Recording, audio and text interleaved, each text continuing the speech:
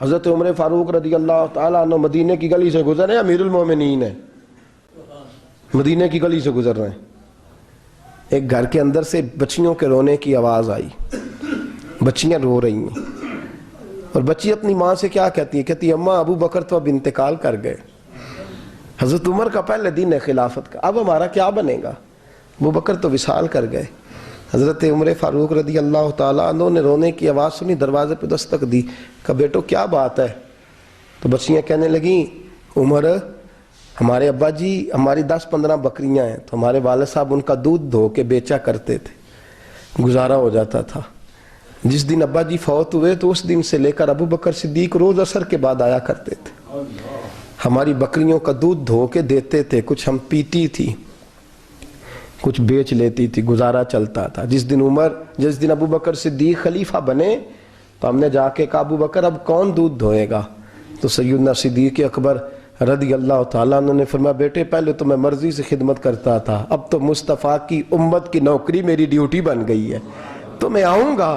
بچیاں رو رہی ہیں، حضرت عمر کو بتاتی ہیں، کہتی ہیں ابو بکر چلے گئے ہیں تو ہم پریشان ہیں، یتیم ہیں، لاوارث ہیں، بھائی کوئی نہیں، کون آئے گا، کون دیکھ بھال کرے گا؟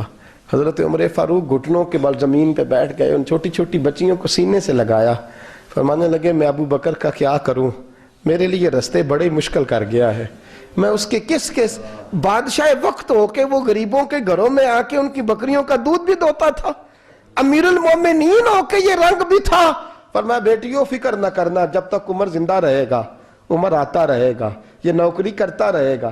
کچھ دن بیتے تو حضرت عمر فاروق کو یاد آیا اوہو مدینے میں ایک بوڑھی اماں بھی رہتی ہے جس کا کوئی گھر کا کام کرنے والا نہیں، اور جس بی بی کا کوئی بال بچہ نہیں اور آنکھوں سے بھی وہ نابینی ہے۔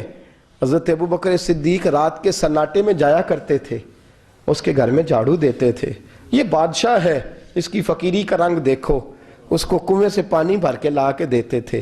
اور یہ لفظ آپ سنیں گے تو حیران ہو جائیں گے، اس بوڑھی اماں کے لیے نا ایک کونے میں گھر میں دور بار شیر میں ایک جگہ کھود دی تھی جہاں وہ بی بی پخانہ اور پیشاب کرتی تھی۔ امیر المومنین حضرت ابو بکر صدیق رات کو جاتے تھے اور اس کا وہ پخانہ وہاں سے اٹھا کے باہر پھینک کے آیا کرتے تھے۔ اس عورت نے پیغام بھیجا کہ عمر سے کہو میری بھی ڈیوٹیاں تو نے سر انجام دینی ہیں۔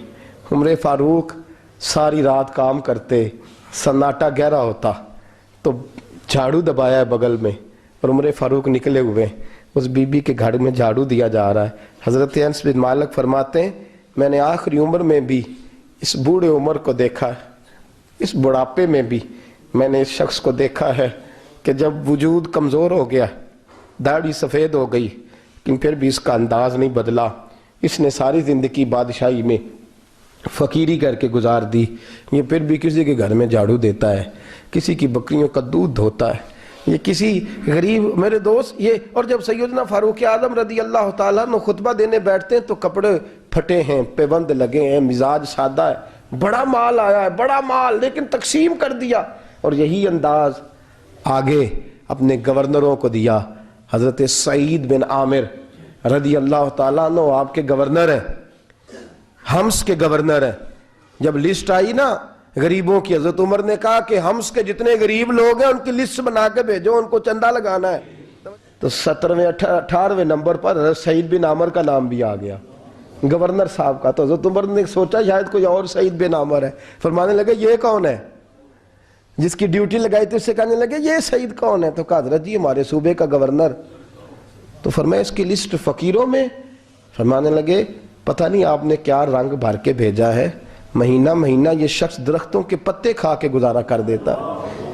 یہ میں فرشتوں کی کہانیاں نہیں سنا رہا آپ کو، میں آپ کو جنات کی یا عالم بالا کی باتیں نہیں، اس دھرتی پہ بسنے والے، اس دھرتی پہ وقت گزارنے والے میرے رسول پاک کے تیار کردہ ہیرو کی باتیں عرض کر رہا ہوں۔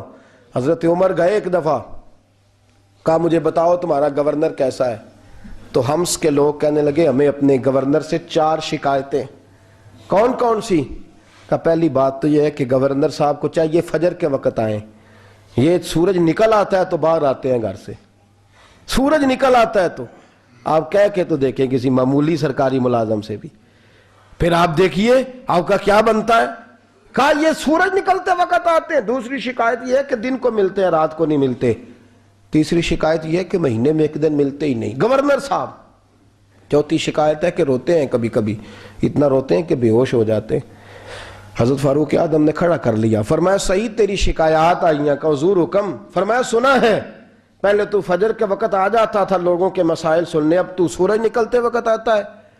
کہ حضور بیوی بیمار ہو گئی ہے اور گھر میں نوکر تو ہے کوئی نہیں, تو میں سویرے اٹھتا ہوں تو پہلے ناشتہ بناتا ہوں, بچوں کو کھلاتا ہوں. اس عورت نے 35 سال میرے ساتھ وفا کی ہے, اب چارپائی پہ ہے تو میں اس کے منہ میں لقمے ڈالتا ہوں. کہا اسے کھانا کھلا کے جب وہ دعا دیتی ہے تو پھر نکلتا ہوں. تو کہا سنا ہے تو ہفتے میں ایک دن ملتا ہی نہیں مہینے میں. کہنے لگے حضرت جی جب مدینے سے آیا تھا تو ایک کرتا اور ایک تامد ساتھ لایا تھا, مجھے آج 2.5 سال ہو گئے ہیں, میں نیا لباس نہیں خرید پایا. میں نے عرض کی میں اس دھرتی پہ بسنے والے لوگوں کی داستان سنا رہا ہوں. کہا میں اپنی تامد دھو کر خشک ہونے کو ڈال دیتا ہوں, اسے آدھا دن لگ جاتا ہے, خشک ہوتی ہے تو تامد پہن کے قمیض دھو لیتا ہوں اور پھر قمیض ڈال دیتا ہوں. حضرت جی سارا دن بیت جاتا ہے تو باہر نہیں آ پاتا. حضرت عمر فاروق کی گردن جھک گئی. کہا سنا ہے تو رات کو ملتا ہی نہیں.